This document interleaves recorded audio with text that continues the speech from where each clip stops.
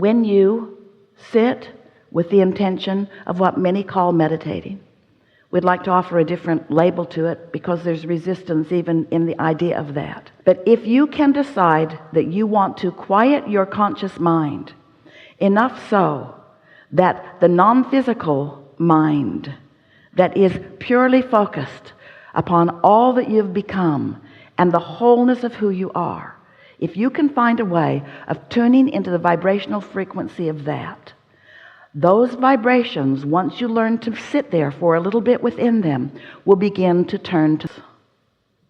And when those thoughts come, you will feel and understand, while we don't want you to focus very much upon them, the pleasure and the satisfaction of that thought.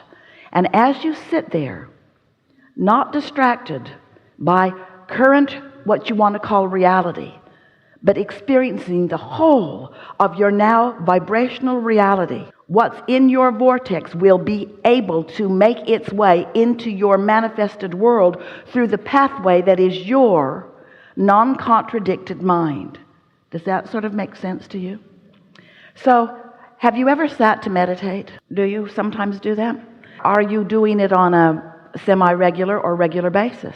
And when you sit to meditate, when someone suggested to Jerry and Esther that they meditate, as soon as they got away from that person in the car, they said, "That's just weird." Jerry said, "I think of myself more as a business person." Meditation just seemed weird to them. That was many years ago, and to many it still seems weird today. But it's because there's not an understanding of what it means. Meditation, if you understand it, and you're about to, will take you back to the core vibration that is unchallenged by beliefs that are keeping you from what you want.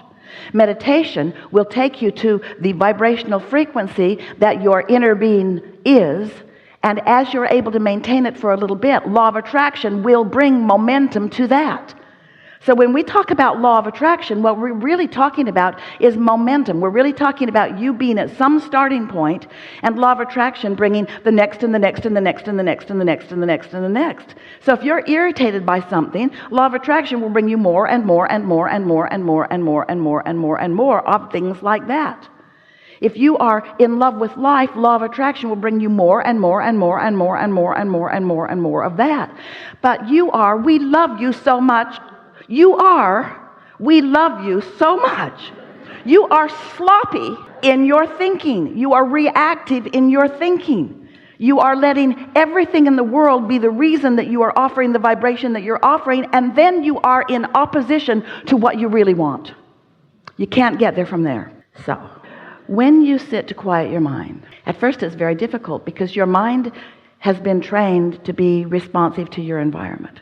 But when you quiet your mind, and what that requires is focusing upon something quieter. Esther sat to meditate yesterday, and she had a load of clothes in the washing machine, and a door closed, but she could still hear the clanging and the banging of the zipper on the jeans, and it kept her from being able to withdraw from her physical experience.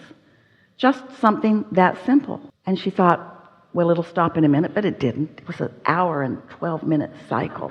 And so it wasn't a good choice of a time or a place for her to intend to quiet her mind. If your telephone's going to ring, it's not a good time or a place to sit to meditate. You want to find a time when you are not likely to be interrupted, in a space where you can really control the environment a bit. It's good if you can shut out the things that you're mostly physically attracted to. So as you sit in this comfortable position, it doesn't matter what it is as long as it's comfortable. And as long as you believe that you can maintain it for at least 15 minutes without needing to squirm around, sit in a comfortable place with one intention, and that is to let your mind be still. And when your mind wanders, and it will, just focus upon the idea that you want your mind to be still. Now, we have noticed, as we've watched so many of you, that it is really helpful if you can find something to focus upon that isn't much to think about. Like even a ticking of a clock is a pretty good thing. Or the dripping of a faucet is a pretty good thing. Or if you want your eyes to be open, it's really better if they're closed, a flickering of a flame. It doesn't matter what it is, as long as it's not very much. So it has your attention, but it doesn't bring a lot of attention. You get the idea. Find something that is easy for you to focus upon that's not very thought-provoking. And then just Focus on it until you receive the sign that you have quieted your mind. And that sign is a physical, visceral feeling of detachment from this time and place. It feels like numbness. It feels like floating. It feels like a suspension of gravity.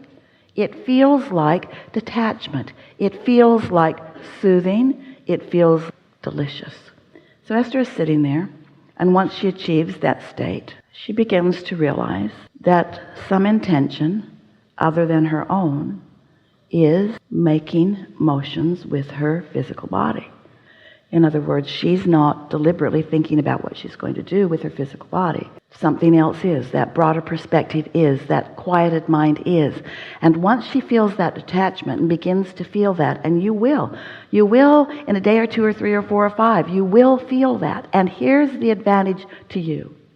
When you get to that place where you are mindless, you are thoughtless, and the non-physical part of you now is the dominant part of your vibration, you are in a state of utter well-being just for a moment. And you are not doing anything with your physical noticing, with your physical senses, that's distracting from that base of well-being. Now you see, the thing that's so wonderful about allowing, it might take you 15 minutes to get there, and you might only be there a minute or 2 before your meditation time is up. But that's enough. It doesn't matter how long it takes you to get there. It's just important that you get there, because when you get there, you have pushed the reset button. You have given yourself an opportunity to have detachment from the vibrations that are hindering you. And that rut that Esther found in her knowing what she didn't want and trying to find what she did want is now a little softer. It's less likely that she's going to stay in that rut once finding that. You see what we're getting at? We can feel that you're not feeling very engaged in the idea of this, but the reason that we're sticking with this subject anyway, even though you might be feeling little resistance to it, is because we know that if you will allow yourself that quieted place, it's like a high-rise building that somebody has told you is not steady on its foundation, and so you just put more rebarb up in the top of it and more concrete and try to guy it out maybe to sky hooks or to other buildings or maybe to the ground. But if the foundation of that building isn't secure, it's not going to stand in that secure place very long, and neither are you. And meditation will take you back to your primal, not quite the right word, but you know what we mean, to your grounded, not quite the right word, but you know what we mean, to the very base, to the core of you, to the vibrational center of that which you are, to the goodness that is you, to the whole that is you, to the vibrational reality that is you, to your inner being who knows everything that you are wanting and knows where you stand in relationship to everything that you want.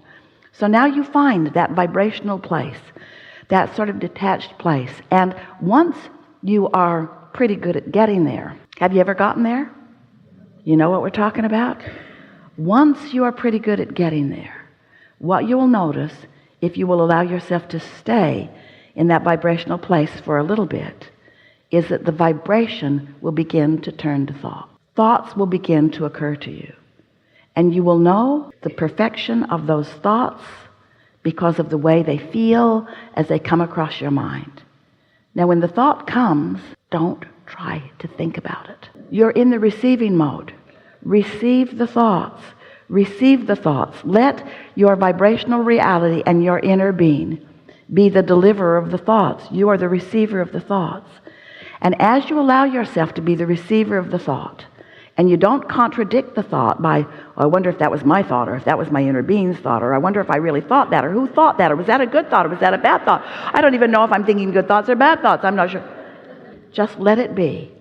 And as you just let it be, law of attraction and momentum will cause that thought to become more and more and more until an idea will explode in your mind that will make you say, this meditation's over. I got places to go, things to do, people to see. In other words, you'll find yourself very soon feeling enlivened for the day. And it doesn't take more than about a week of that, and we're only talking about 15 or 20 minutes, before as you begin your day like that, then everything in your day, these ruts that you've been in relative to different relationships or different situations, will begin to soften out. They will begin to dissipate. The problems will dissipate. And if you don't get too carried away in taking score of what's dissipating, and instead you just enjoy, you just find the satisfaction factor in finding your clarity and your strength. Besides what's happening with your mind, you allowing thoughts to turn to things, your physical apparatus is being rejuvenated. You are in the replenishing mode. Everything about your experience is being enhanced and improved because you are allowing yourself a respite from the contradictory thoughts that you didn't even know you had, that are in the form of beliefs that you've picked up along your physical trail in defense of the world that you are defending yourself against. You must be defenseless to be in the receiving mode. And that feels so weird, because that sounds like, oh, but what if there are bad things trying to get me? And we say, the thing is, no bad things are even after you unless you're thinking about them. So when you defend yourself against them, you're putting more thoughts that you need to defend against. You sort of kind of get what we mean by that? There is no law of assertion. There's only a law of attraction. Nothing is being asserted into your experience. It is all being attracted into your experience. And so, it's such a good for a little while, every day, to the true nature of your being, where you allow the full force of goodness and wisdom and clarity in your day-to-day experiences. It is our promise to you that you will notice an improved manifested state right away. But we don't want you to take score, because we want for a little while your attention to be off of your manifested state. We want your attention for a little while to be upon your vibrational basis, because vibrations turn to thoughts and thoughts turn to things. And the satisfaction factor of releasing resistance and sitting there in that soup of well-being is satisfying. And when a thought comes into your mind that's about well-being and love, when it's a thought that you can't even articulate, it's just a feeling of well-being, that's a satisfaction. And when that thought turns to a thought of something that you're appreciating, and you allow yourself to just ponder that thing that you're appreciating, there's satisfaction. And then when that thought gathers up another thought or two, and you begin to feel enthusiasm in your experience, that's satisfaction. And then when you move out into the day, and your timing is better than it's ever been, that's satisfaction. When you find timing everywhere you go, that's satisfaction. And you're the only one that will be witnessing it, because you're the only one that really knows what you've been asking for. But as it is demonstrated to you, not because you finally deserve it, but because you finally allow what you do deserve. This has been the most satisfying conversation that we've ever experienced with the likes of all of you. What we have felt from you is a greater, more consistent resonance with who you really are than usually happens in an environment like this. It is a credit to your willingness to come here. It is a credit to your willingness to just listen to this rather slow-moving conversation. Most of all, it's a credit to the desire that you hold. The desire to come into alignment with who you are, and the desire to live happily ever after.